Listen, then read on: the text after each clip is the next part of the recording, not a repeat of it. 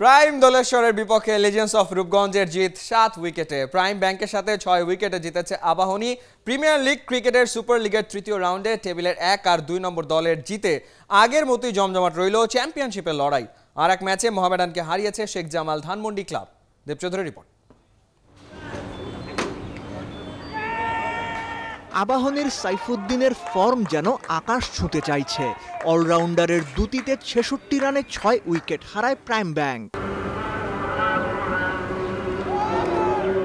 পরে অলোক কাপালির 80 আর নাইম হাসানের প্রথম লিস্ট এ 50, 226-এ all out Prime bank.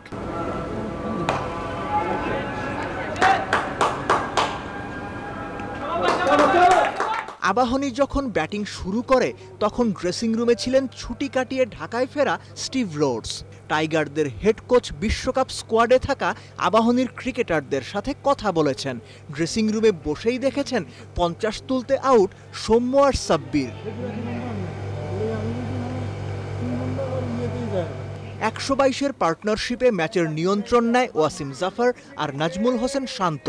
Zafar 64 করে আউট, শান্ত ছিলেন নট আউট, করেছেন 77। আনবিটেন 33-এ শান্তকে দারুণ সাপোর্ট দিয়েছেন মোহাম্মদ মিঠুন।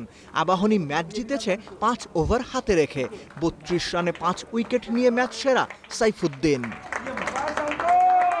নতুন বল আমি চেষ্টা করছি লাইন এন্ড লেন্থ মেনটেন করে বোলিং করার। আর যেহেতু আলহামদুলিল্লাহ আমি একটু ভালো শেপে আছি, কনফিডেন্সটা অনেক হাই আছে আমার এখন, যেহেতু ভালো করতেছি এই জিনিসটা। আর মিরপুরে আমরা অলওয়েজ একটু পেস বোলার বেনিফিট পাই, আরও টস জিতে আমাদের ক্যাপ্টেন ফিলিং নিয়েছে, ওই বেনিফিটটা আমি কাজে আনার চেষ্টা করেছি।